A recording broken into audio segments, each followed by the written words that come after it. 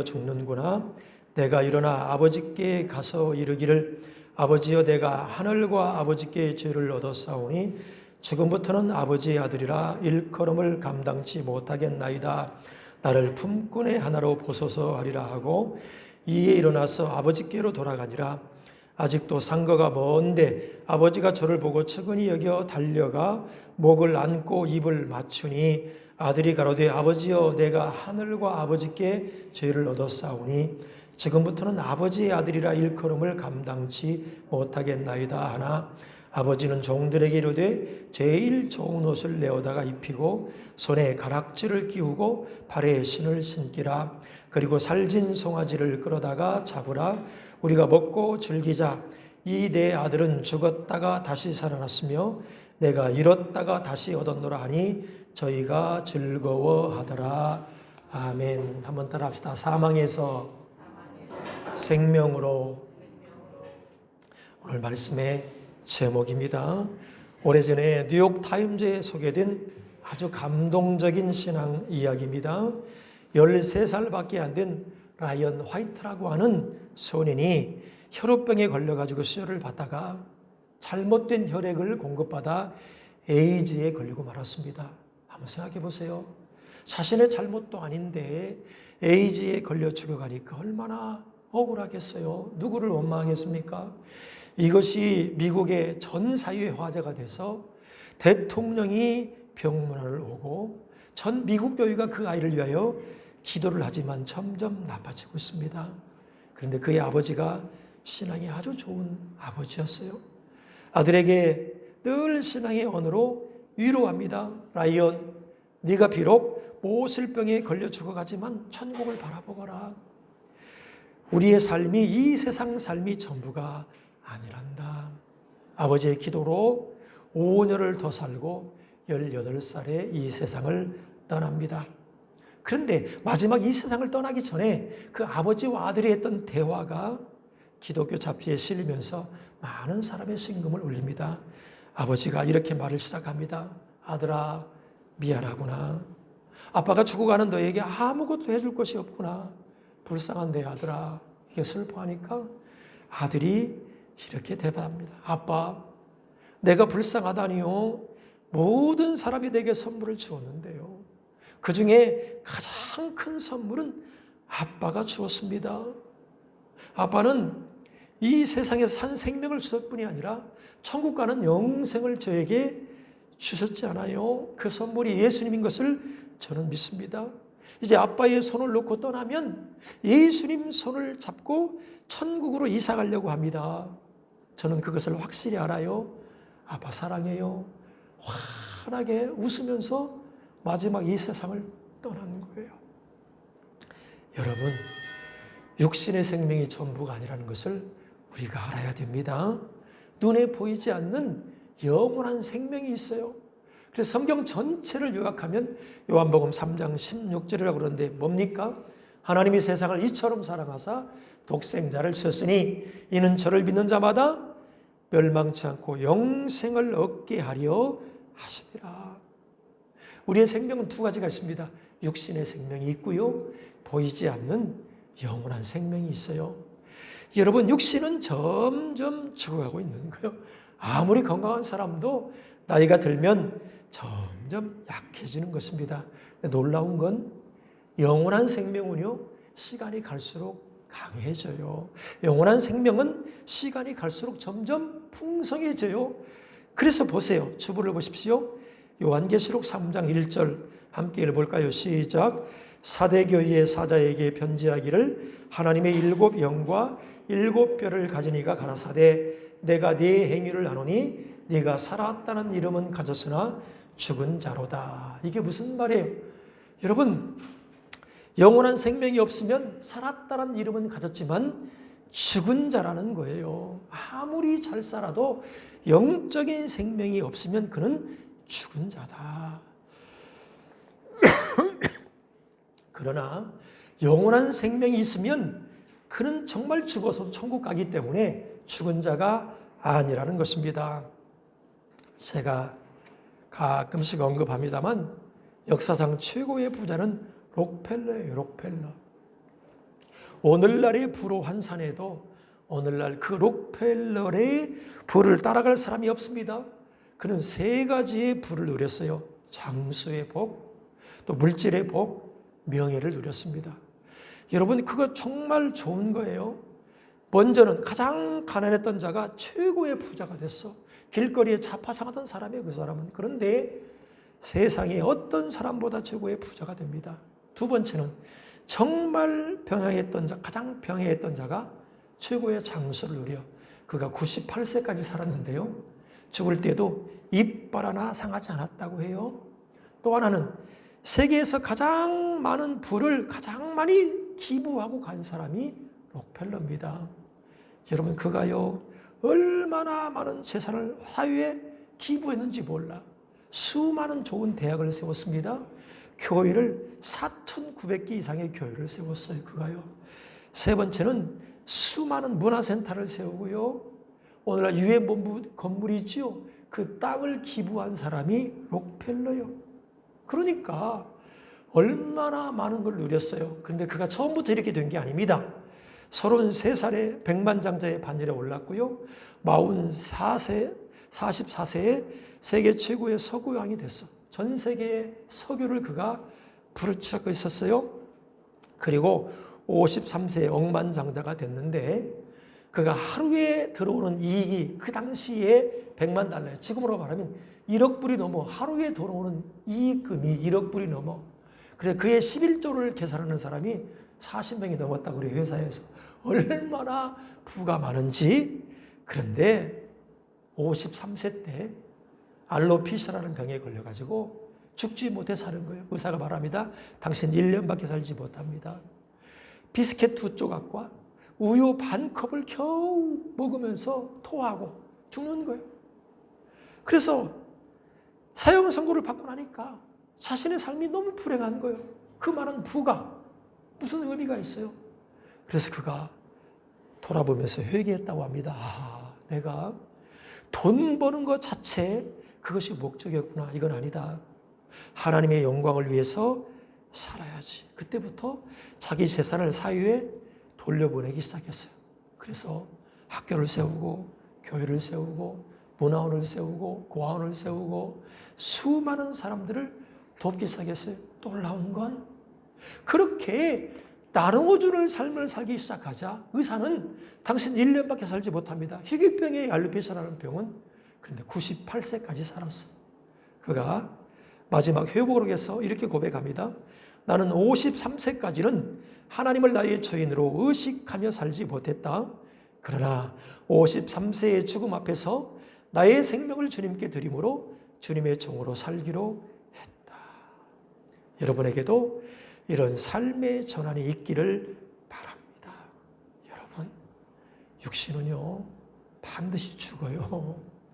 조금만 지나면 우리는 이 세상 떠나야 돼요. 그런데 영원한 생명은 절대로 없어지지 않아요. 그래서 그것을 위해서 우리는 투자하고 준비해야 돼요. 그래서 보세요. 요한 3서 1장 2절에 뭐라 그래요? 사랑하는 자여, 네 영혼이 잘됨 같이 네가 범사에 잘되고 강건하기를 내가 원하노라. 영혼이 잘돼야 범사가 잘되고 강건하게 된다는 거예요. 이것을 볼 수 있으려면 영적인 눈이 열려야 돼. 영적인 눈이, 하늘의 눈이 열려야 돼. 그래서 그걸 볼 수 있어야 돼. 왜요? 자, 주보를 보세요. 히브리서 9장 27절 함께 읽습니다. 시작. 한번 죽는 것은 사람에게 정하신 것이요 그 후에는 심판이 있으리니. 사람은 다 죽고요. 죽고 나면 심판이 있대요.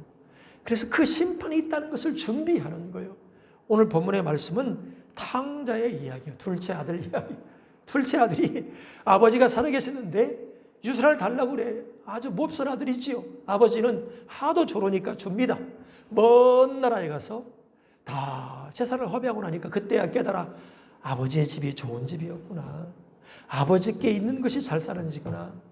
우리가 말씀을 떠나고 교회를 떠나고 나서 내가 떠나고 나면 내가 속했던 교회가 얼마나 좋은가를 아는 거예요.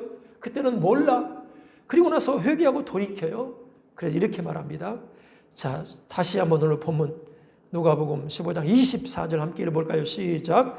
이 내 아들은 죽었다가 다시 살아났으며 내가 잃었다가 다시 얻었노라 하니 저희가 즐거워하더라. 아버지는 돌아온 아들을 보고 뭐라고 말해요? 죽었다가 다시 살아난 아들이다. 따라합시다. 아버지를 떠나면 죽은 것이다.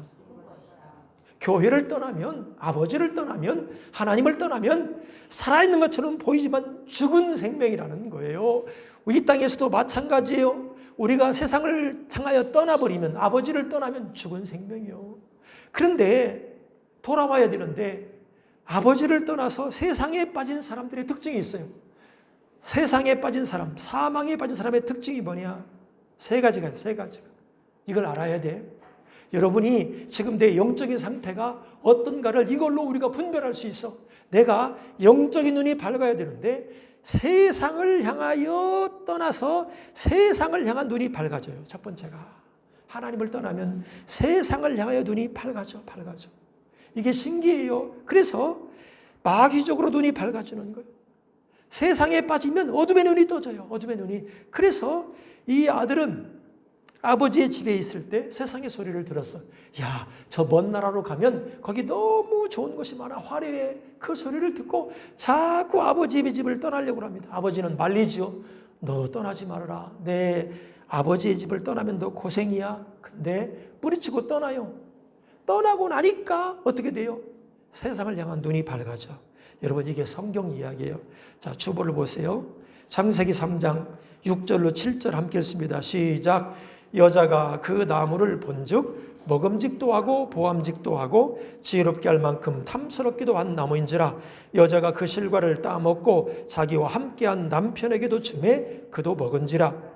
이에 그들의 눈이 밝아 자기들의 몸이 벗은 줄을 알고 무화과 나무 잎을 엮어 치마를 하였더라. 아담과 하와가 선악과를 따먹고 나니까 첫 번째로 나타난 현상이 뭐예요? 눈이 밝아져. 그래서 자기가 벗은 모습을 보게 되는 거예요. 여러분 보세요. 하나님의 생명이 없는 사람들의 특징이 뭐냐면 어둠의 눈이 밝아져요. 그래서 세상적으로 즐기는 것은 기가 막히게 합니다. 야, 어떤 술집 가면 아주 신기한 술집이 있어.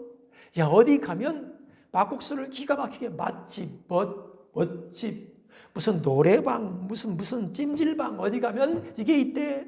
그래서 세상에 정욕적으로 즐기는 것이 아는 것을 기가 막히게 하는, 그건 기가 막히게 찾아가. 그 사람은 뭐냐? 하나님의 생명을 떠나 어둠의 눈이 열어진 거예요. 세상의 눈이 열려버린 거예요. 참 놀랍지요. 반대로 진짜 예수 믿어. 우리 안에 예수님의 생명이 있으면 하늘 눈이 밝아집니다. 영적인 눈이 밝아집니다. 반대로요. 세상의 눈이 어두워져. 그래서 세상 사람들이 보면 바보 같아. 이렇게 말합니다. 저렇게 살아가지고 이렇게 전쟁터 같은 세상에서 어떻게 살아가나? 저 바보라 먹겠나? 바보 같아 보여. 그런데요, 그 사람이 하나님의 은혜로 잘 살아요. 아무것도 모르는 것 같지만 하늘 문이 열리면요, 하나님의 은혜가 그의 위에 있어요. 그래서 잘 못 사는 것 같은데, 바보 같은데 초절로 잘 돼. 노력하지 않는 것 같은데 잃어버리지 않아요. 여러분, 원래 인간은 하늘의 사람으로 지음받았어요. 하나님의 형상. 그래서 우리가 하나님의 은혜가 우리가 있으면 하나님의 은혜로 세상을 다스리는 거예요. 물질도 다스리고, 여러분, 사람도 다스리고요. 이 세상의 어떤 것으로부터 우리가 위협받지 않아요. 그런데 하나님을 떠나면 짐승처럼 땅을 바라보며 살다가 짐승호 같은 삶에서 벗어날 길이 없어. 그래서 보세요. 짐승은요, IMF가 없어요. 개나 돼지는 아무리 경제적으로 어려워도 쓰레기통을 뒤져서라도 먹고 삽니다. 그런데 공중에 나는 새를 보세요.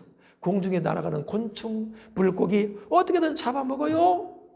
그런데 인간이 땅의 눈이 열리면 짐승 수준이 되는 거예요. 그래서 보세요. 오늘 본문 15절로 16절 한번 더 읽습니다. 시작. 가서 그 나라 백성 중 하나에게 붙여 사니 그가 저를 들로 보내어 돼지를 치게 하였는데 저가 돼지 먹는 쥐엄 열매로 배를 채우고자 하되 주는 자가 없는지라. 이 둘째 아들은 귀한 집 아들이요. 아버지 집에 있을 때는 좋은 거 먹었어. 근데 아버지 집의 집을 떠나니까 돼지 열매도 제대로 먹지 못해서 걱정스러워할 만큼 짐승 수준으로 떨어져 버린 거예요. 여러분, 이게 인간이에요. 하나님의 자녀가 하나님을 떠나서 세상에 떨어져 버리면 짐승의 수준으로 떨어져 버려요. 몇 년 전에요, 저 여중학교 아이가 60명의 어른들을 유혹해가지고 원조 교대를 하고 그걸 빌미로 삼아서 아주 막 위협을 해가지고 수억 원의 돈을 빼앗았어. 알고 보니까 이 여중생 배우에 고등학교 남학생이 있는 거야. 야, 이게 말이 됩니까? 중고등학교 아이들이 어둠의 눈이 열리니까 정욕적으로 어른들을 유혹해서 그거를 돈을 갈취하는 세상이 돼버렸어요. 그게 왜 그런 줄 아세요? 마귀적으로 정욕적으로 눈이 열리니까, 세상적으로 눈이 열리니까 그렇게 사람이 떨어져 버리는 거예요. 짐승수준이 돼버리는 거예요. 짐승처럼. 자기의 몸으로 물질적인 유직을 취하는, 그게 짐승이 사람입니까? 여러분, 원래 사도 바울도 세상적으로 눈이 열린 사람이었습니다. 그래서 예수 믿는 사람들을 잡아 죽이는 자였어요. 근데 보세요, 다메섹으로 가다가 그가 하나님을 만납니다. 그리고 이렇게 됩니다. 사도행전 9장 17절로 18절 함께 읽습니다. 시작.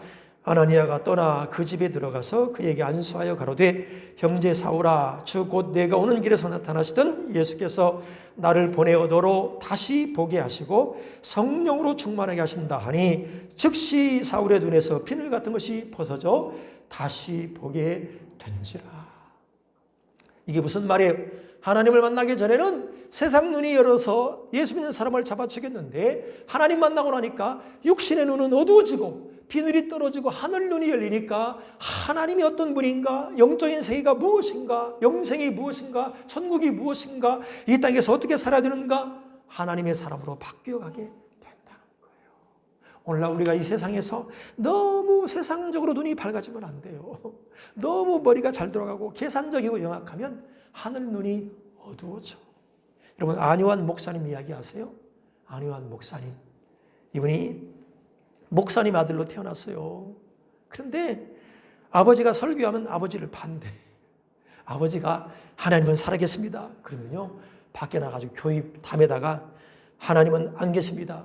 안요한 복음. 그렇게 써놓은 거예요. 그러니까 아버지가 이게 도대체가 목회를 할 수가 없는 거예요. 아들 때문에. 얼마나 나쁜 놈입니까? 그런데요, 하나님이 내버려 둡니까? 아무 이유 없이 시력을 상실했어. 안 보이는 거예요. 그래가지고요, 졸지 서울역 노숙자 신세가 됩니다. 그런데요, 선교사님을 잘 만나가지고 예수 믿고 나서 진짜 예수를 믿었어. 그때부터.